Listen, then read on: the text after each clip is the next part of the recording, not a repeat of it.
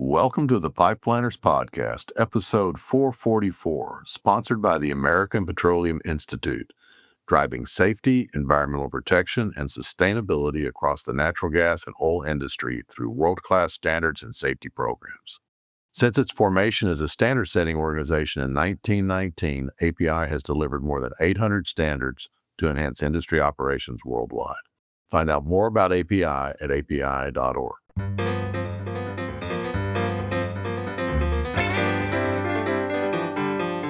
The Pipeliners Podcast, where professionals, Bubba geeks, and industry insiders share their knowledge and experience about technology, projects, and pipeline operations. And now your host, Russell Treat. Thanks for listening to the Pipeliners Podcast. I appreciate you taking the time, and to show the appreciation, we give away a customized Yeti tumbler to one listener every episode. This week, our winner is Brian Moorhead with the Canadian Valley Technology Center. Congratulations, Brian. Your Yeti's on its way. To learn how you can win this prize, stick around till the end of the episode. This week, we'll be listening to my appearance as a guest on the Live EO webinar hosted by Mike Radich, where we talked about closing the gap between field execution and right-of-way monitoring, basically relating real-time satellite imagery and how we should think about that in terms of dealing with response. Hello, everybody. Thank you for joining us today. I'm Mike Radich. I'm Senior Account Executive here at LiveEO. And today's session is focused on closing the gaps between insights and field execution and right-of-way monitoring. We'll be exploring what happens after an issue is identified, how it moves through the organization, how it is prioritized, and how it ultimately gets resolved in the field, and what lessons from the control room operations can strengthen that process. I'm joined today by Russell Treat, host of the Pipeliners Podcast and CEO of Enersys Corporation. Russell brings more than 30 years of experience in the pipeline operations with a background in control room systems, SCADA, leak detection, and operational workflow discipline. Thanks for joining us today, Russell. Excuse me. Glad to be here, Mike, and look forward to the conversation. Yeah, for sure. So let's just dive right into this. So pipeline operators today have greater visibility into potential issues along the right-of-way. The question is, what happens once the insight enters the organization? So when a new issue is identified, what should a disciplined workflow look like from that point forward? Well, I think that's a really good question, and I would say that most pipeline operators are beginning to explore this. They're trying to figure it out, right? One of the things, my background is more in the control room operations side of things, where you're sitting and you're looking at screens and you're monitoring pressures and flows and those kinds of things. And there's a few key principles around situational awareness and what I would call permission to operate, which is kind of an alarm management discipline that I think apply to this. So situational awareness is the idea of, I need to know what the state of my system is. Is it normal or abnormal? And I think one of the things that you're seeing with some of these workflows around capturing data off of satellites and other kinds of imagery and analyzing that data is the idea of my right-of-way is I should be able to maintain situational awareness about my right-of-way. And that's really what we're trying to get to, is go where I need to go without being bothered by the things I don't need to be bothered by. Yeah, no, that makes sense. Try to get to that place. So with that in mind, where do you often see breakdowns early in that process? Well, there's two fundamental breakdowns in any kind of control room operation. One is not giving the controller or the person at the console meaningful, actionable information. And the other is giving that person too much information. And the too much information is often what you see when you see new kinds of digitalization processes, because the assumption is, well, I'll just give them everything, because if I give them everything, they'll figure it out. And that's actually not the way the human brain works. The human brain is really designed to work on the thing that is complex that the machine can't address. If that makes sense. Hopefully it does. Yeah, no, it makes sense. And I think that's the big thing with, today's society, right? There's a lot of data coming in. It's how to effectively utilize that data and get to the right place and use it effectively, right? Because it's a lot of data that your brain needs to take in. So it makes sense. So as signals increase, not every issue carries the same urgencies. So what does effective tree light or triage look like in practice? So in the control room, there's a whole discipline around this called alarm management. I've got to talk a little bit of history to kind of make this make sense. But if you go back 20 years in the pipeline world, so we'd be talking about early 2000s or mid 2005 timeframe. Computers were becoming prolific throughout control systems, particularly Windows computers that were becoming very, very cost effective. But the graphics engines and the ability to kind of display things in a complex way to basically were not there. So what you tended to see was lists of numbers and they're changing color. And you tended to see a list of alarms. And the kind of where we went to early in the days of automation was we put an alarm on everything. And the problem with that is you put people into what's called an alarm flood, meaning, so for example, there's been research done that the typical number of alarms that a controller can effectively deal with in an hour is 6. And in 20 years ago, the average number of alarms coming to a console was probably 25 to 100 an hour. So when you think about that, 25 an hour is effectively an alarm every two minutes. Right now. And there's no way that I can process all of that. So one of the things that has been done in the pipeline world, in 2010, they published a rule called the Control Room Management Rule.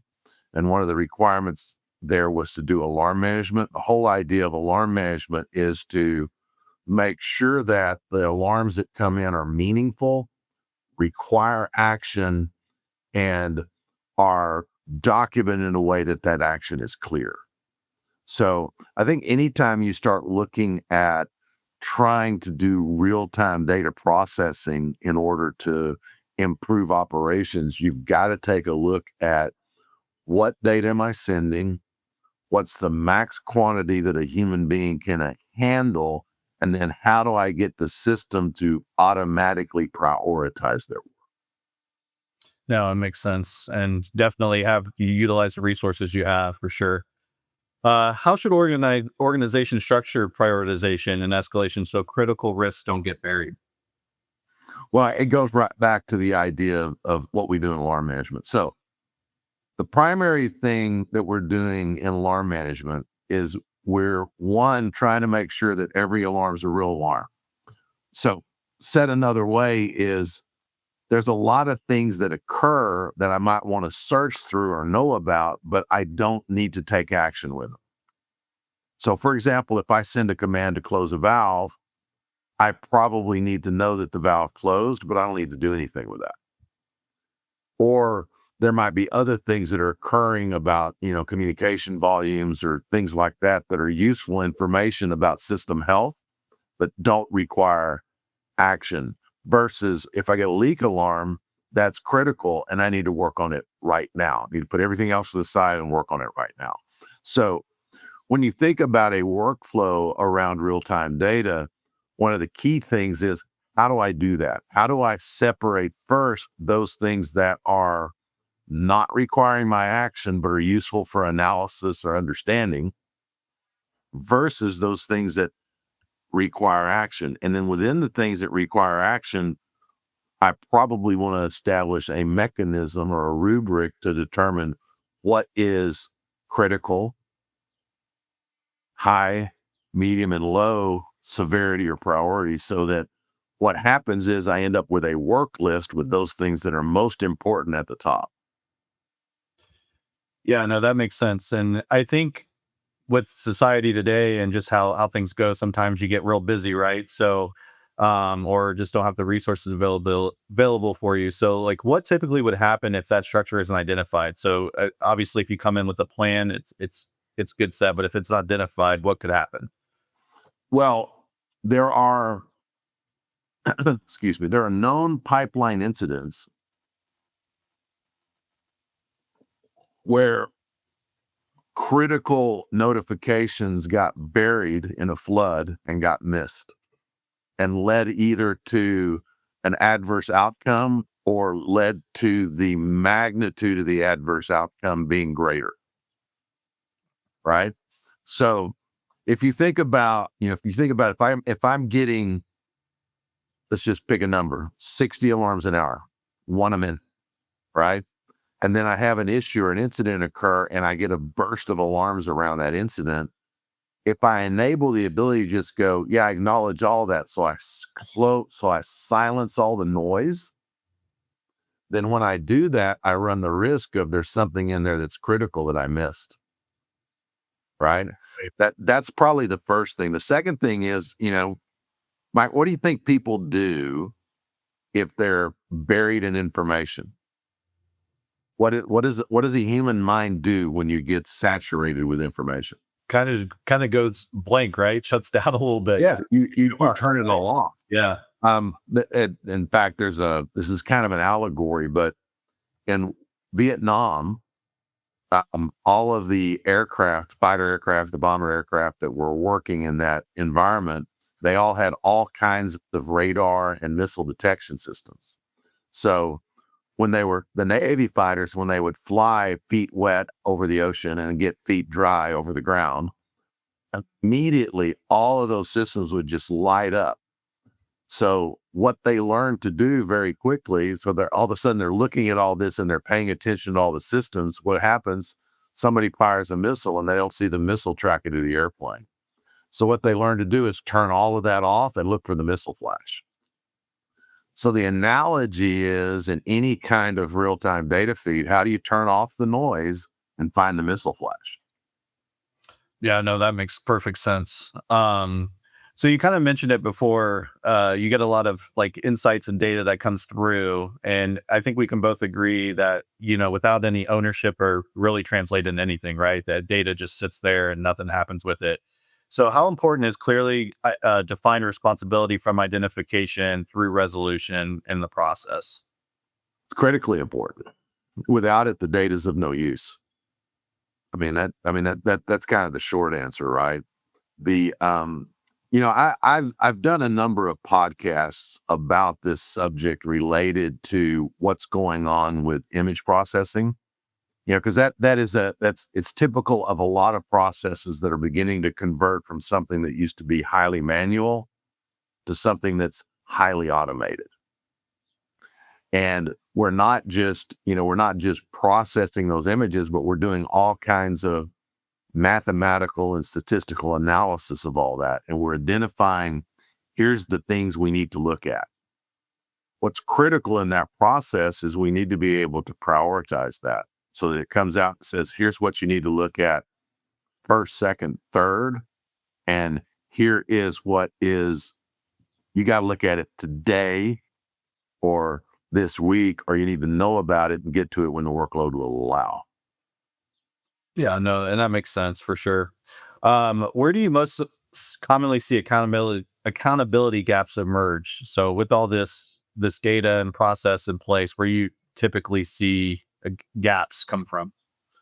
It always boils down to communications, roles, and responsibilities in the midst of something critical, right? So again, I'll use a cockpit analogy.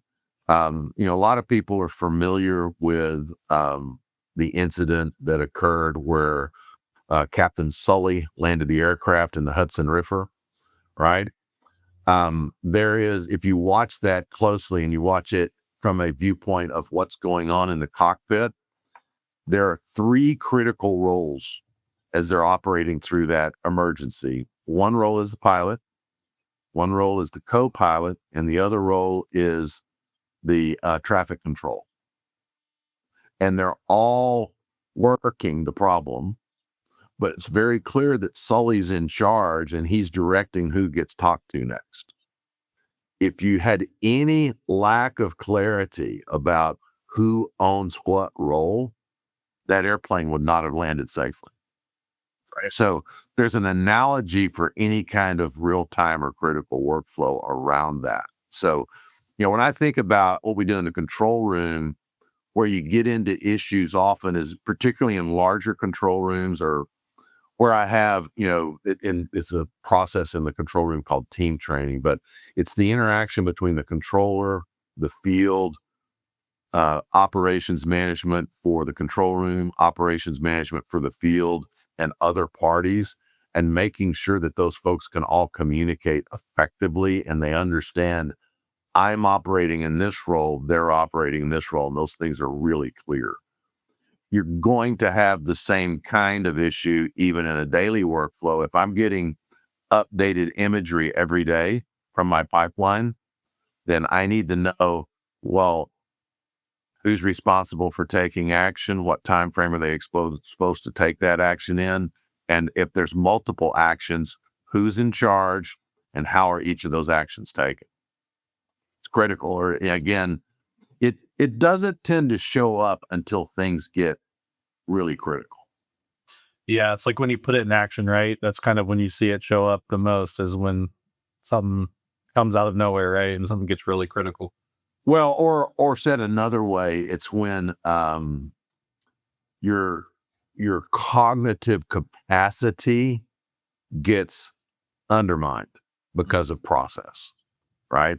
You're what you're trying to do is build a process that optimizes cognitive capacity for the people that are doing the work. Yeah, no, that makes sense. Again, I use the Sully example, but if you watch that movie, it's very clear Sully's in charge. The co-pilot is running down tasks, looking things up and trying stuff. The controller, the traffic controller is looking for alternative landing zones and notifying emergency authorities. Sully's not worried about any of that. He's just flying the airplane. So, Right. it's different, of course, when you talk about something like I'm capturing imagery and then I'm working the right of way. But, that process has been, well, we fly the right of way once a week or once every 2 weeks. And then we get this information and somebody's got to go through it and they identify the things to look at. And then, another week or two later, we get the information. And the week after that, we take the action. And where we're moving to is we're going to be monitoring that right away in real time, because the real risk in the right of way is not the slow encroachment. It's the guy that drove the backhoe onto the right of way.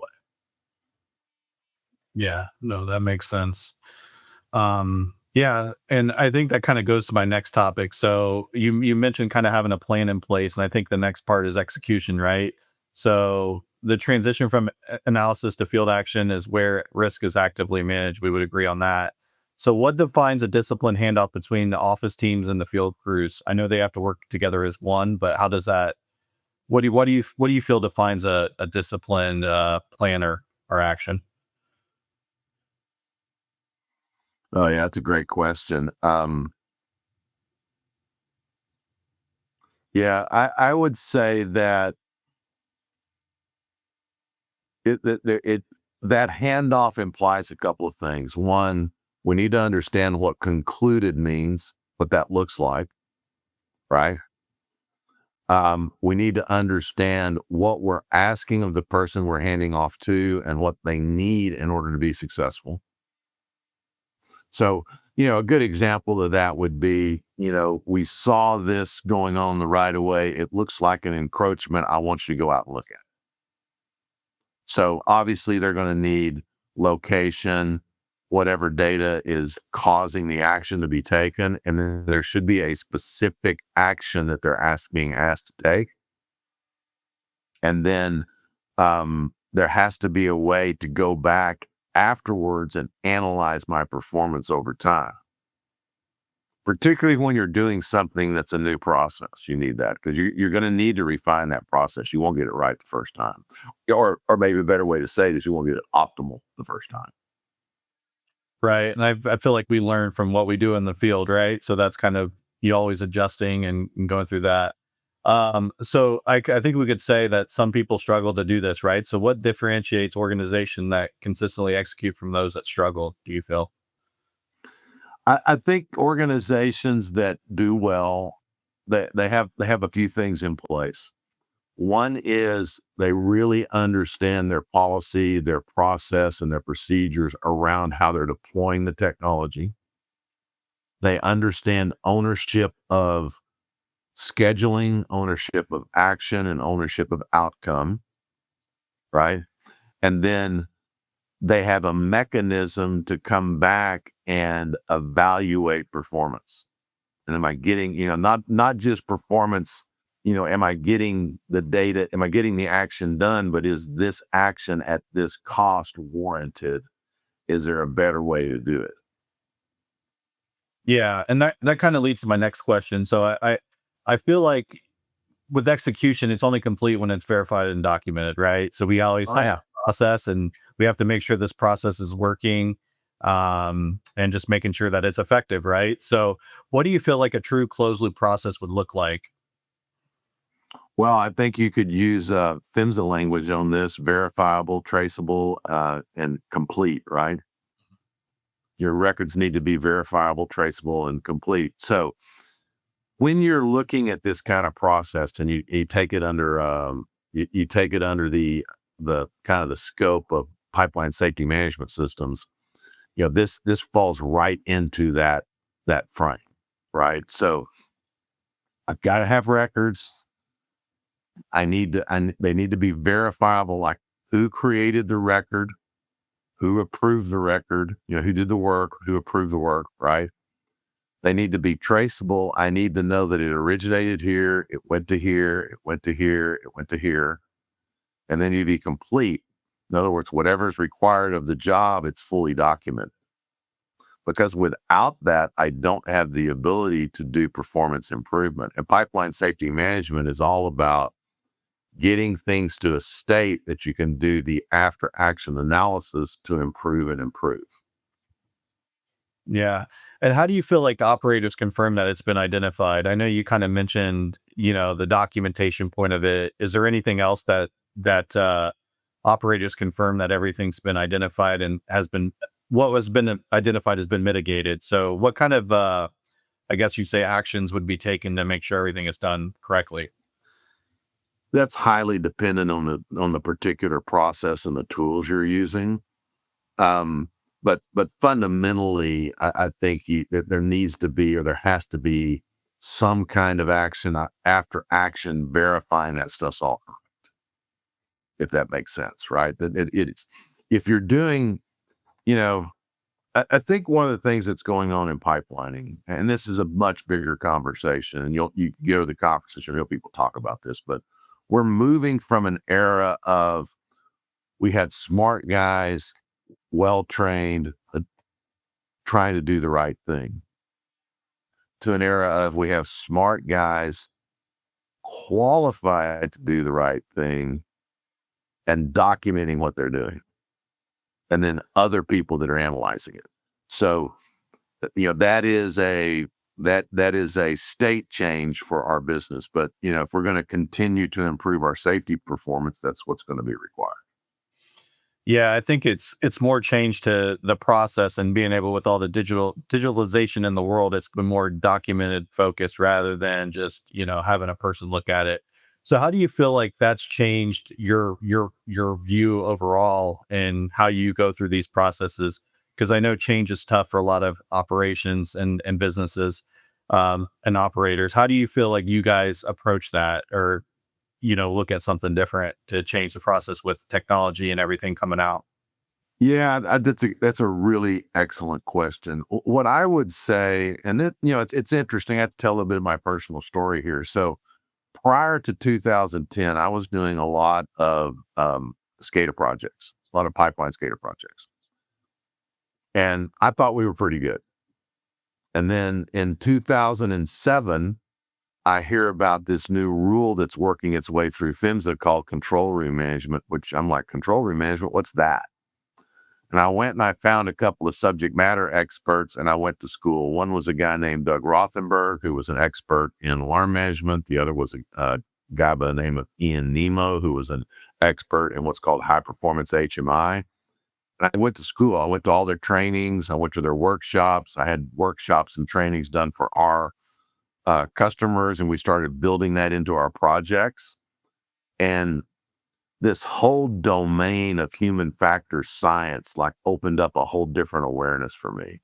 I think one of the things, we are getting to an age where software is proliferating.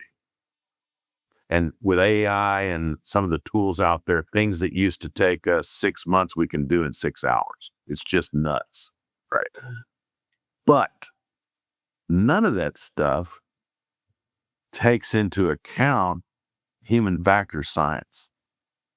And what does the human being need in order to optimize the process? Because we as a human, I don't believe that AI is ever going to replace humans. I do think it's going to change the nature of work, just like the internet and computers and, engines and, such. It's going to change the nature of work, but it's not going to eliminate human beings. So fundamentally, I think with any of these systems where we're continuing to deal with more information and more digitalization and more data and more analytical things happening before the human ever touches it, we have to start taking into account what does the human need to make the human decision?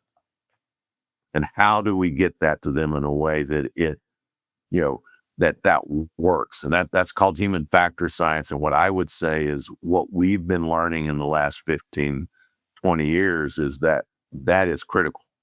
And there's a lot more we can do in that domain. And most of the industry is way behind. There couldn't be a presumption that if I just get the data to the right person, they'll do the right thing. And we're getting to a point where that's not only problematic, it's just becoming patently untrue. Yeah, and I think a lot of automation and the technology that's out there has helped making the, like you said, take 6 weeks to 6 days. But being able to, that's where this process comes into place, right? Being able to effectively have a workflow and process very, very vital.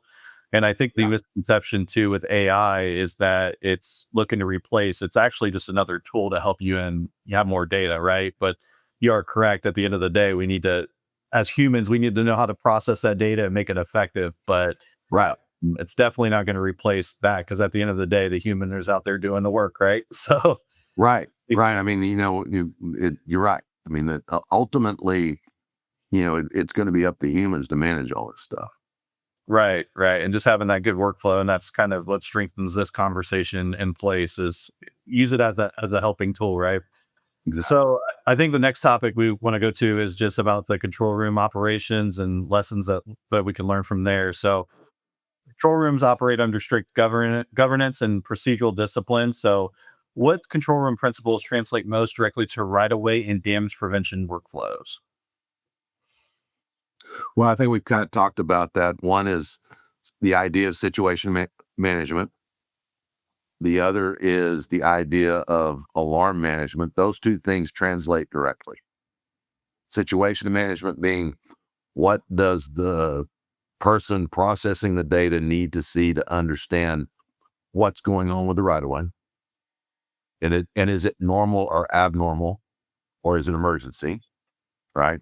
That's one. And then the other is how do I work the data flow in order to have the data flow prioritize the work for the person that's doing the after action once that data has been collected and processed? Yeah, no, that like I said, that definitely makes sense and it helps it be more effective for sure. As monitoring becomes more continuous and data rich, we would say, what operational disciplines become non-negotiable? So as we get more of this data, what do you feel is non-negotiable? Hmm.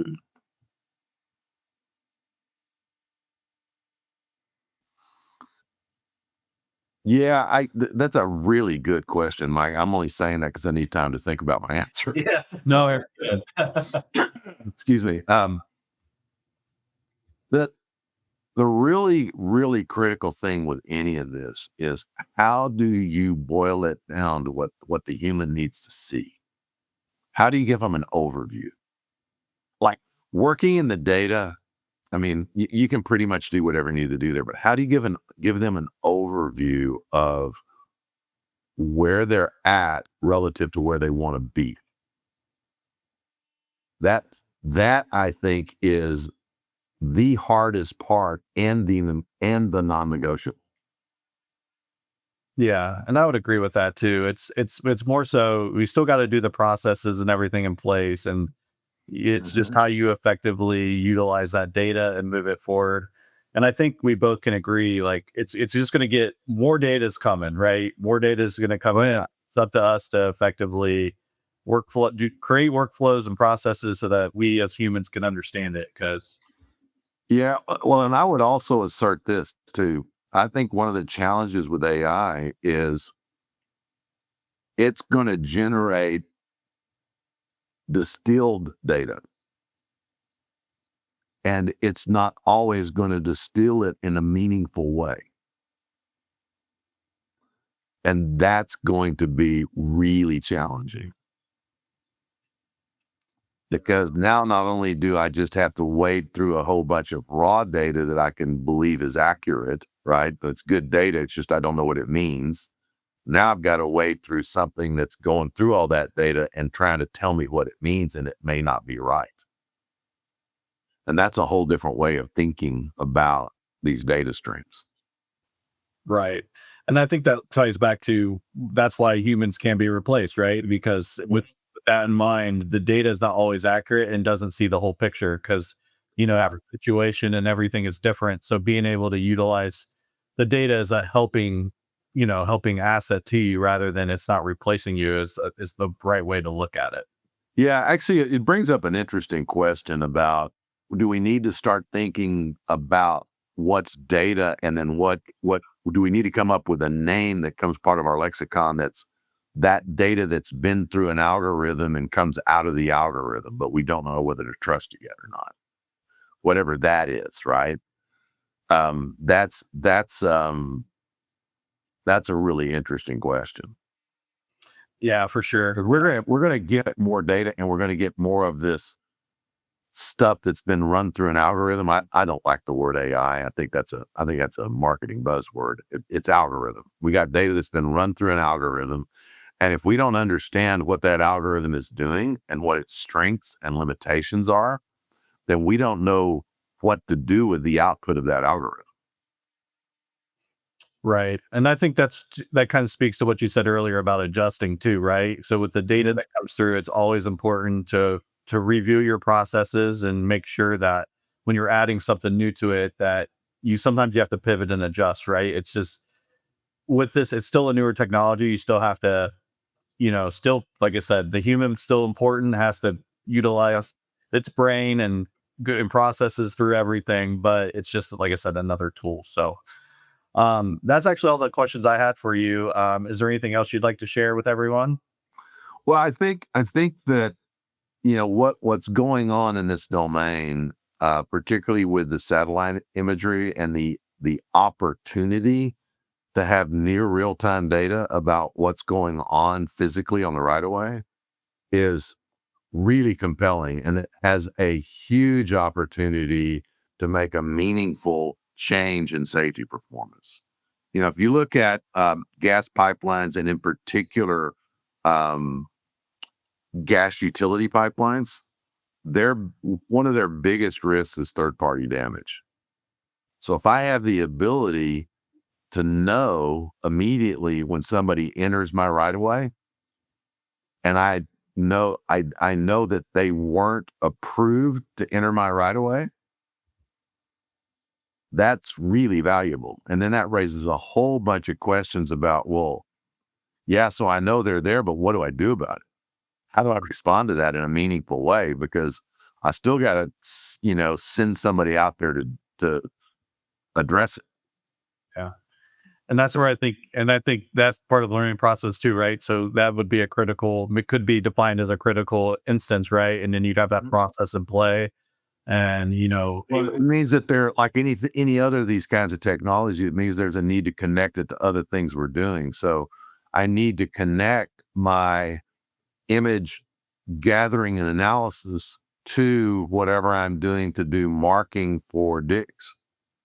To my whole 811 marking process. I need to connect those things. yeah, yeah. And it's definitely that's where it's like I was saying, more systems coming together for one cause to, help. Yeah, because we're not, the issue is not about gathering data and putting data in front of the right people. The issue is about collecting information that's actionable. 100%. So image is part of that, but there's probably other things that go into that, right? If we're really going to get to the value we're striving for. Yeah. And just like we mentioned too, humans are needed, but they also cause a lot of the third party interactions too, right?